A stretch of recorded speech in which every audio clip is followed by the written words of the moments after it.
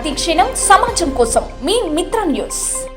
Breaking news చూస్తున్నాం. Balanagar DCP పరిధిలోని Suraram police station పై ACB అధికారులు దాడి చేశారు.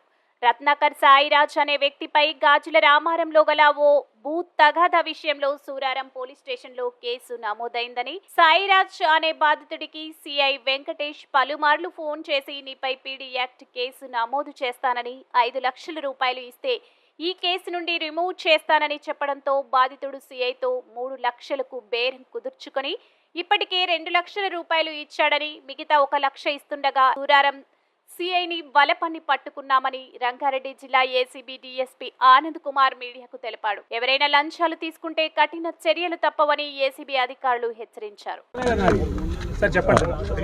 నమస్తే అండి, నా పేరు ఆనంద్ కుమార్, డిఎస్పీ రంగారెడ్డి రేంజ్ అండి, ఏసీబీ. మాకు సాయిరాజ్ గారని ఒకరు కంప్లైంట్ చేయడం జరిగింది. ఆయన ఇక్కడ ఈ కుత్బలాపూర్ మండల్లో ఒక ల్యాండ్ అగ్రిమెంట్ చేసుకోవడం జరిగింది. ఆ ల్యాండ్లో డెవలప్మెంట్ వర్క్ చేస్తున్నాడు. అందులో భాగంగా వాళ్ళ యాక్చువల్ ఓనర్స్ తోటి గొడవ జరిగినప్పుడు ఒక కేసు రిజిస్టర్ చేయడం జరిగిందంట.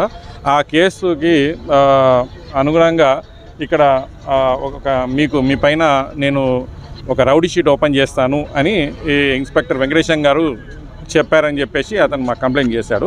దాంట్లో భాగంగా ఒకవేళ రౌడీ షీట్ ఓపెన్ చేయకుండా ఉండాలంటే ఒక 2 లక్షల రూపాయలు ఇవ్వాల్సి వస్తుంది అని చెప్పేసి ఇన్స్పెక్టర్ వెంకటేశం గారు అంటే అతను విధులేని పరిస్థితులలో ఒక 2 lakhs రూపీస్ ఆల్రెడీ ఇవ్వడం జరిగిందంట.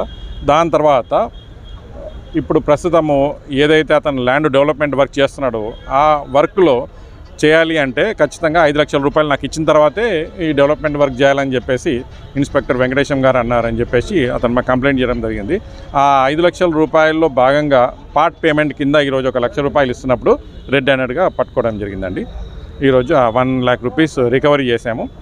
మిగతా ప్రాసెస్లో ఇన్వెస్టిగేషన్ జరుగుతుందండి. ఇందులో ఎవరు ఇన్వాల్వ్ ఉన్నారో ఇంకెవరన్నా ఉన్నారా లేదా అనే కోణంలో కూడా దర్యాప్తు చేయడం జరుగుతుందండి. ఇప్పుడు ఆ సోదాలు అనేటివి నడుస్తూ ఉన్నాయండి. అది ప్రాసెస్లో ఉంది ఇన్వెస్టిగేషన్లో, కాబట్టి ఇప్పుడు నేను చెప్పడానికి ఉండదు. దాని తర్వాత ఏదన్నా దాంట్లో విషయం బయటపడిన తర్వాత మీకు ఇన్ఫార్మ్ చేయడం జరుగుతుందండి.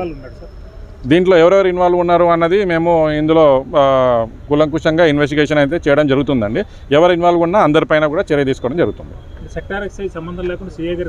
ఇప్పుడు మేము జరిగిందండి, ఇప్పుడు ఈరోజే ఇప్పుడు జస్ట్ కొంతసేపటి క్రితమే రెడ్ హ్యాండ్గా పట్టుకోవడం జరిగింది. ఇప్పుడు ఇన్వెస్టిగేషన్ అనేది స్టార్ట్ అయింది, ఆల్రెడీ ప్రాసెస్లో ఉంది. ఆ ప్రాసెస్లో ఎవరు దోషులను తేలినా కూడా అందరిపైన చర్యలు ఉంటాయండి. Thank you.